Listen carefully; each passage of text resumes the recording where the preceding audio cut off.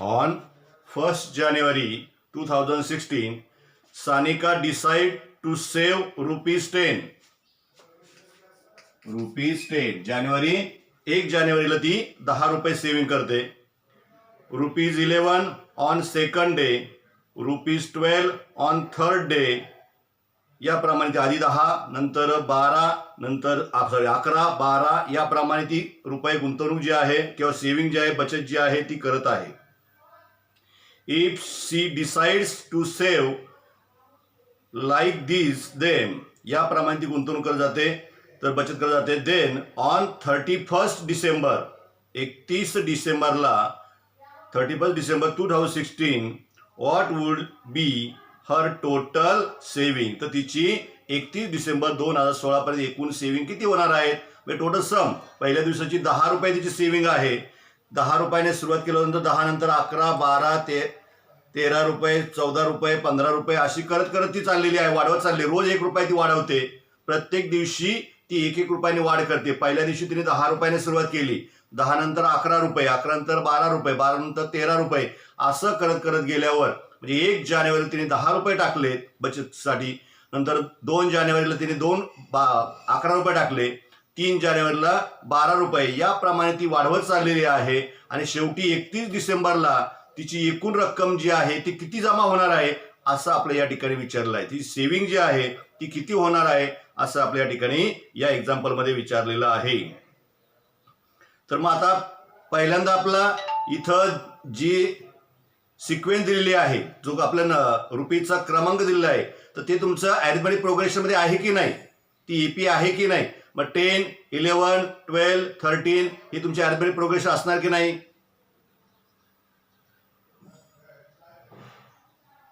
कारण तुमचा डिफरन्स आहे, कॉमन डिफरन्स जो आहे, 11 - 10 केलं, 12 - 11 तुम्ही केलं, तो किती येणार आहे, 1 येणार आहे. बरोबर आहे. तर सेव्हिंग तिची जी आहे ती 1 रुपीजने वाढत जाते. म्हणून त्याचं आन्सर जे आहे ते आपण लिहिणार आहोत. The saving increase by, the saving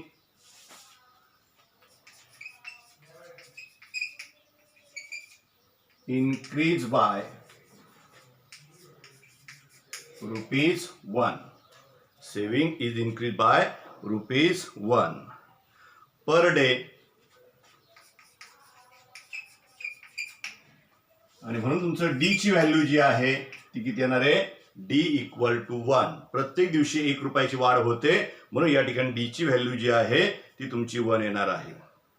the saving in the first day,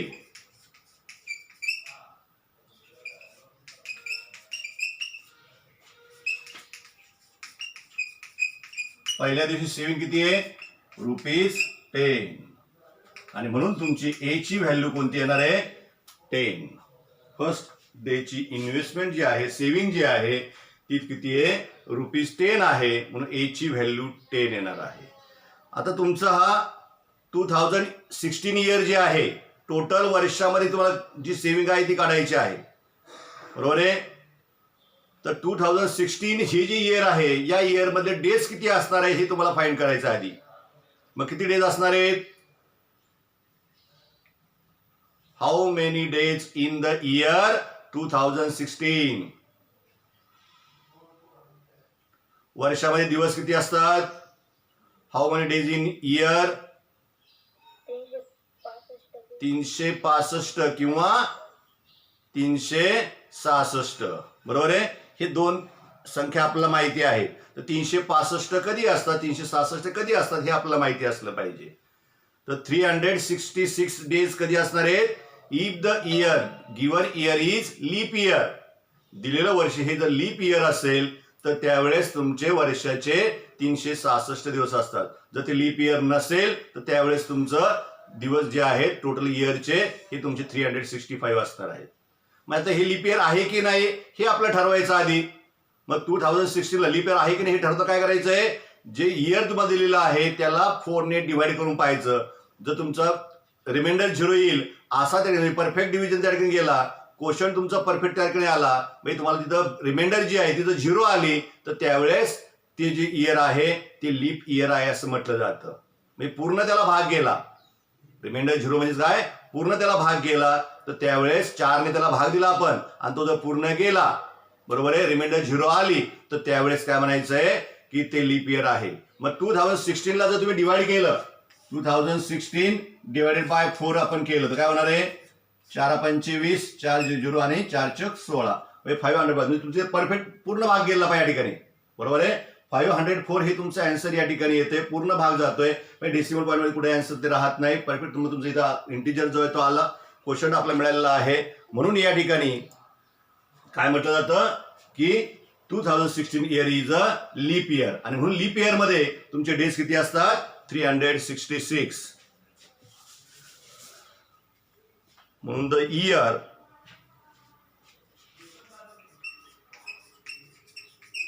(2016) is leap year.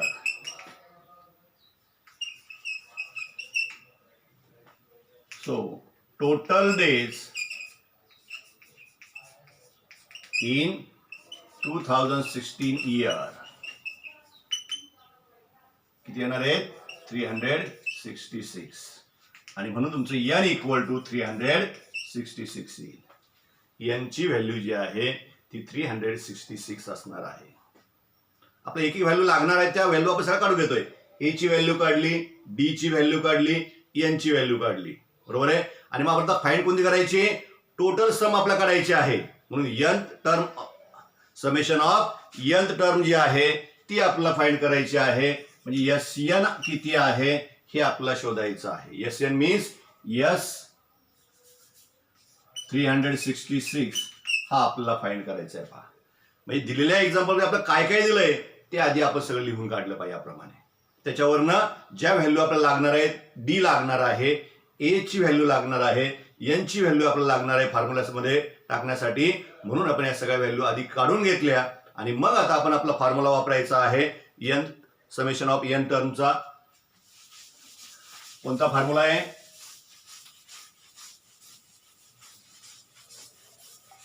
Summation of nth term Sn equal to n upon 2 in bracket 2a plus n minus 1 into d, हा तो formula आहे.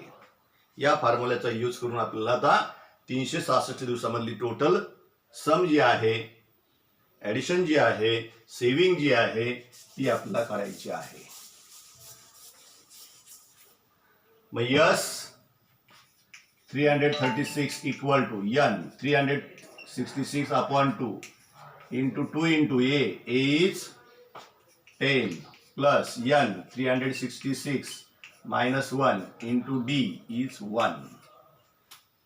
बघा सगळ्या value टाकून झालेल्या आहेत, कुठेही कुठे व्हेरिएबल तुमचं शिल्लक राहिलेलं नाही.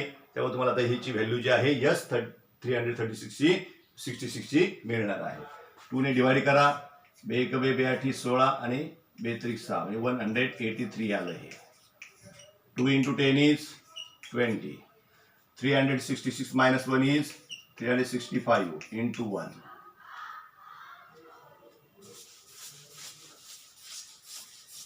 आणि मग आता हा 183 into 20 आणि अधिक हा प्रॉडक्ट जो आहे तो करून घ्यायचा. 1 ने मल्टिप्लाय केला म्हणजे काही चेंज होणार नाही, म्हणजे 365 येतील. मग 183 इंटू 20 प्लस 365 किती होणार ते 385. मग 180 आणि 365 या दोघांचा आता प्रॉडक्ट करायचा आहे, गुणाकार करायचा आहे. तो किती आता प्रॉडक्ट करून पहा आणि मला सांगा, पटकन करा. 183 385 इंटू 183 हा प्रॉडक्ट करायचा आहे. पहिल्यांदा मी 1 ने मल्टिप्लाय करतो, ठीक आहे. नाही तर तुमचा हा 100 प्लेसला आहे म्हणून तुमचा आहे ते 2 झिरो ठेवायच्या आधी.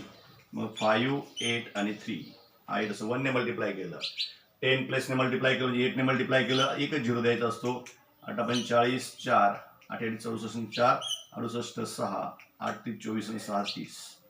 नंतर आपला 3 ने मल्टिप्लाय करायचं, युनिट प्लेसने मल्टिप्लाय करायचं आहे म्हणून झिरो द्यायची गरज नाही. 5 3 15 चले 3 8 24 आणि 25 4 2 3 त्रिक 9 2 11 ही सर्वांची ॲडिशन करायची आहे.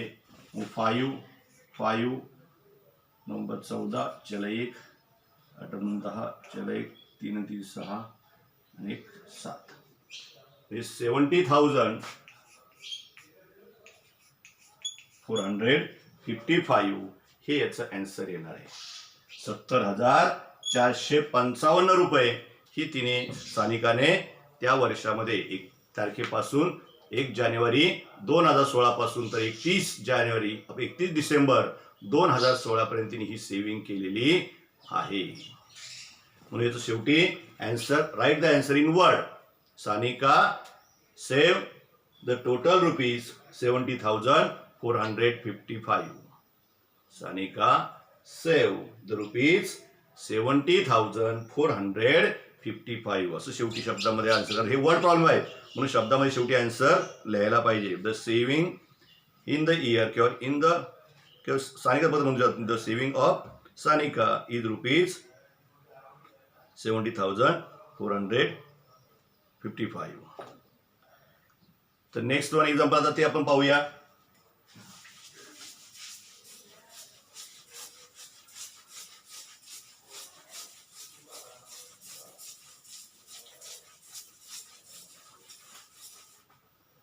The next example is a man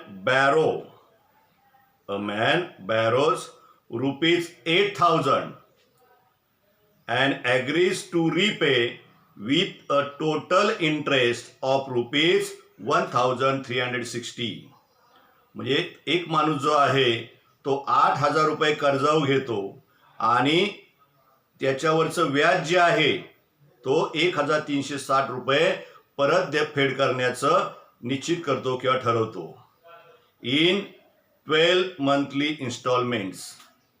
तो 12 हप्त्यांमध्ये ते जी आहे ही जी रक्कम आहे तो ती परतफेड करण्याचं निश्चित करतो.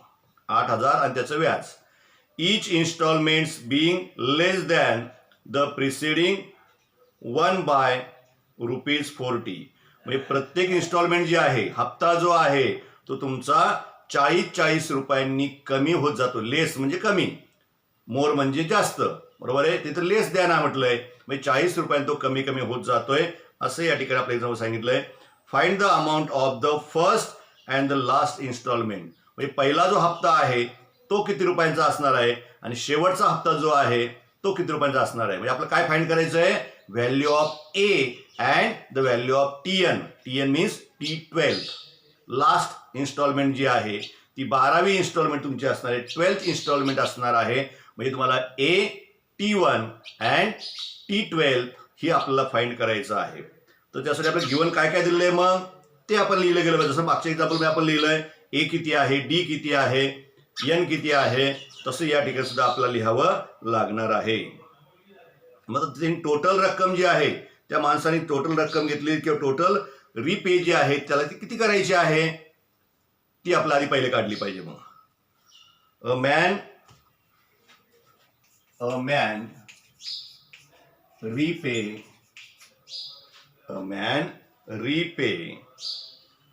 रिपेज रुपीज किती 8,000 प्लस 1,360. म्हणजे ही टोटल किती होणार आहे. या दोघांची ॲडिशन आपण केली तर ही टोटल आपल्याला मिळणार आहे 9,360. एवढे त्याला टोटल रिपे करायचे आहेत. आणि मग याचे इक्वल नाही, याच्या आपल्याला 12 हप्त्यामध्ये या टोटल रकमेचे 12 हप्त्यांमध्ये 12 इन्स्टॉलमेंटमध्ये ही परतफेड जी आहे ती करायची आहे. पहिली इन्स्टॉलमेंट जास्त असणार आहे, नंतरची इन्स्टॉलमेंट ही कमी कमी होत जाणार आहे. ती किती कमी होणार आहे ₹40 ने कमी होणार आहे. नंबर ऑफ इन्स्टॉलमेंट्स किती त्या number of instalment equal to 12. number of installments equal to n. Hence, here is n equal to 12. n ची व्हॅल्यू याच्यावरून आपल्याला 12 मिळणार आहे. आणि s 12 equal to rupees 9360. Total जी परतफेड तुम्ही करणार ती किती होणार तुमची एवढी होणार आहे. ही तुमची S12 असणार आहे. 12 हप्त्यांमध्ये परत केलेली एकूण रक्कम जी आहे ती ही आपल्याला मिळणार आहे. जेवढी रिपे होणार आहे, जी परत आपण करणार आहोत, परतफेड करणार आहोत, ती रक्कम म्हणजे तुमची S12 असणार आहे. काय काय दिलंय ते आपण याच्यावरून लिहून काढलं पाहिजे. अजून आपला डी जो आहे तो शोधायचा आहे. कारण हे आपलं माहित नाही, पण डी शोधायचा आहे.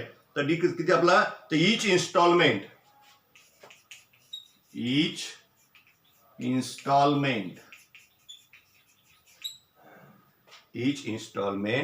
is rupees 40 less than the preceding.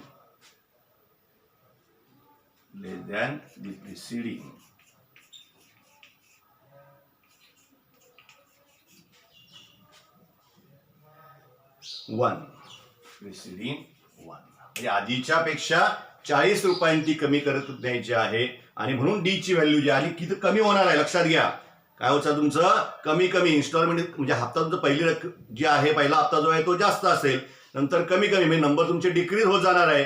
आणि ज्यावेळेस नंबर हे डिक्रीज होत जातात, ज्यावेळेस तुमचं हे कमी होत जातील तुमचे नंबर, त्यावेळेस डी हा तुमचा कसा असतो, निगेटिव्ह असतो. म्हणून या ठिकाणी डी ची व्हॅल्यू जी आहे ती -40 घ्यायची आहे.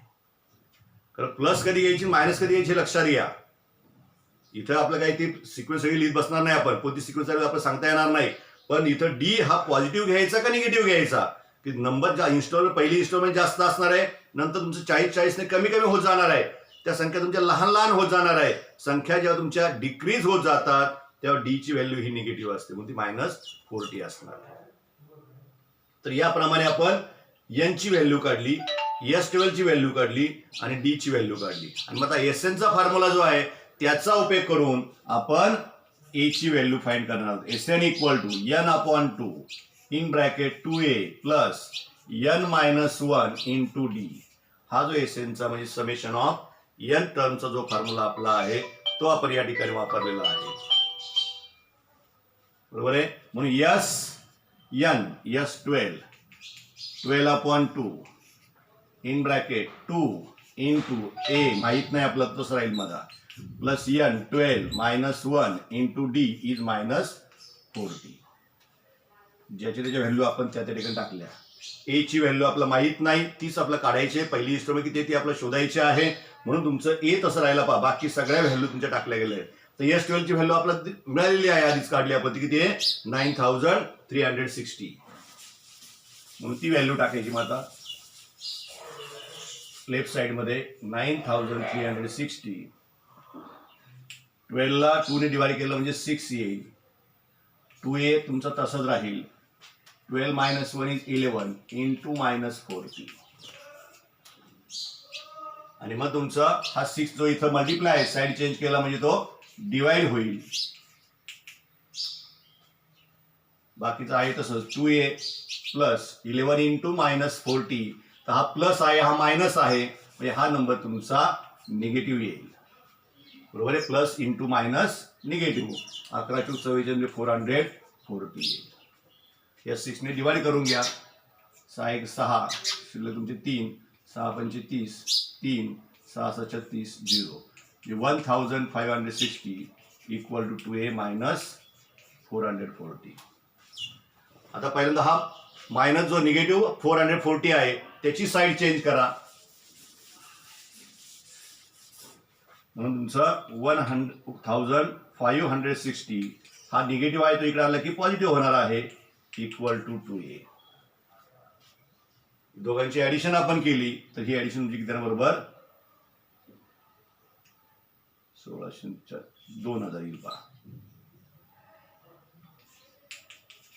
= 2a.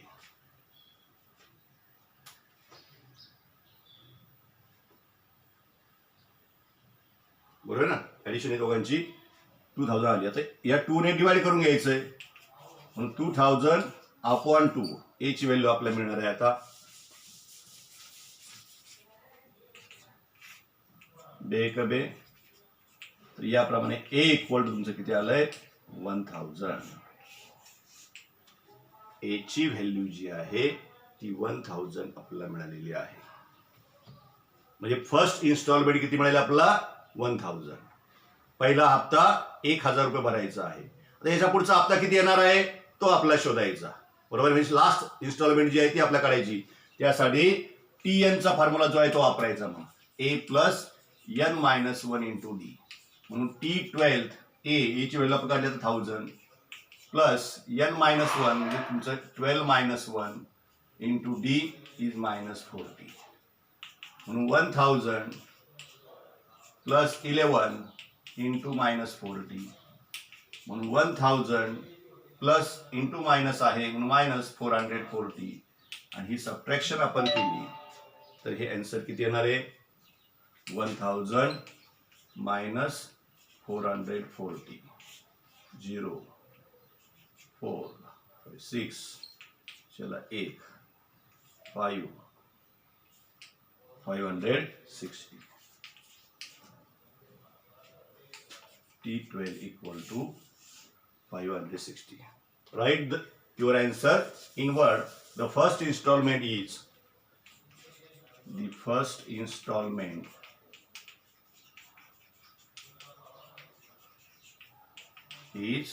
rupees 1000 and the last installment